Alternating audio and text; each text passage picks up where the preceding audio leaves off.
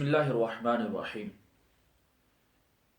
درس شفا ہمارا جاری ہے۔ قاضی ایاز مالکی رحمۃ اللہ تعالی علیہ نے ایک فصل باندھی ہے حضور نبی کریم رؤوف الرحیم صلی اللہ تعالی علیہ وسلم کے جسم اطہر کی نظافت، آپ کی خوشبو کی پاکی، آپ کے پسینے کی پاکی، و نزاہتہ عن الاقدار، اور ہر بری چیز سے آپ کا صاف اور پاک ہونا۔ صفحہ نمبر اس کا 50 ہے،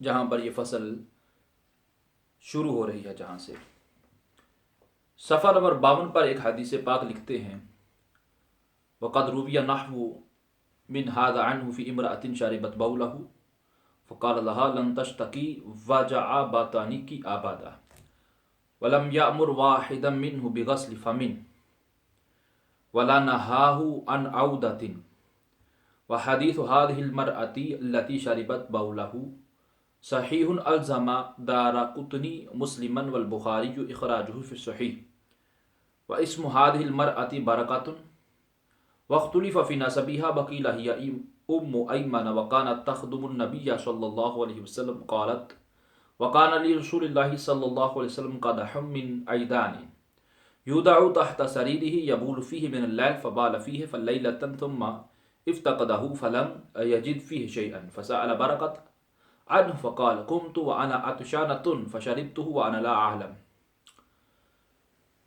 حضور نبی کریم رؤوف الرحیم صلی اللہ تعالی علیہ وسلم کی چارپائی جس پر آپ آرام فرمایا کرتے تھے، اس کے نیچے ایک برتن رکھا ہوتا تھا، لکڑی کا بنا ہوا پیالہ ٹائپ تھا۔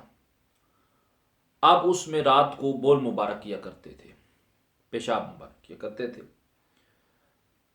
اب ایک باندی تھی، خادمہ تھی آپ کی، جس کا نام تھا برکت جس کا نام تھا۔ اب اس کو ایک رات پیاس لگی، اس نے اٹھا کر وہ نوش کر لیا، اس نے پی لیا۔ حضور نبی کریم علیہ السلام نے جب اس سے پوچھا بھئی کہاں گیا ہے یہ، اس کے اندر جو تھا، اس نے کہا کہ میں نے پی لیا۔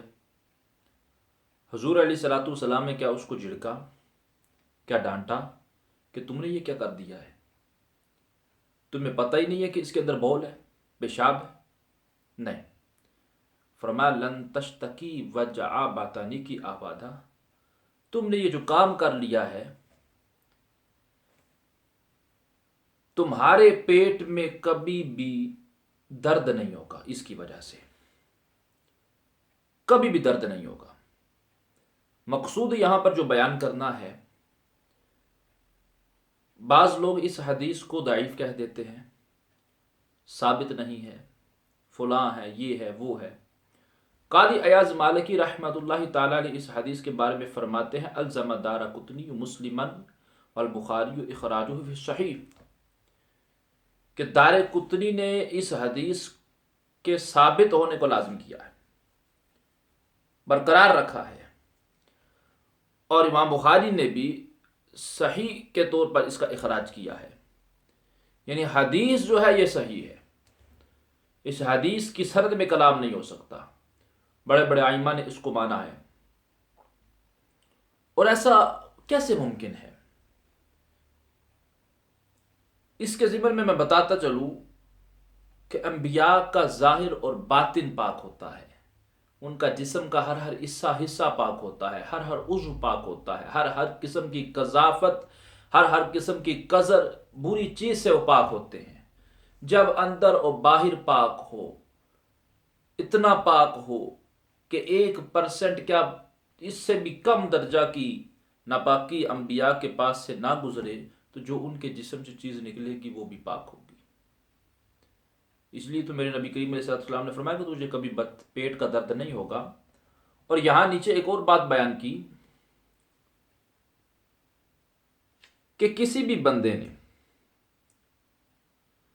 وَلَمْ يَأْمُرْ وَاحِدًا مِّنْهُمْ بِغَسْلِ فَمٍ، اس کو یہ نہیں بولا کہ جا کے منہ دھو لے، وَلَا نَهَاهُ عَنْ عَوْدَةٍ، اور نہ ہی اس سے انہوں نے منع فرمایا ہے، نہ حکم دیا کہ منہ دھوئیں۔ وَلَنْهَاهُ عَنْ عَوْدَةٍ، اور فرماتے ہیں کہ اس جو عورت تھی یہ غالباً اس کا نام برکت نام ہے، اور اس کا جو نسب ہے وہ ام ایمن ہے، نسب میں اختلاف ہے، یہ کہا گیا تھا کہ یہ عورت ام ایمن ہے۔ تو بہرحال یہ حدیث بالکل صحیح ہے، اس کو ضعیف کہنے والے بلا وجہ ضعیف کرتے ہیں، کہتے ہیں ان کے ایمان میں ضعف پایا جاتا ہے، لیکن حضور نبی کریم علیہ الصلوۃ والسلام کی اس حدیث میں ضعف نہیں پایا جاتا۔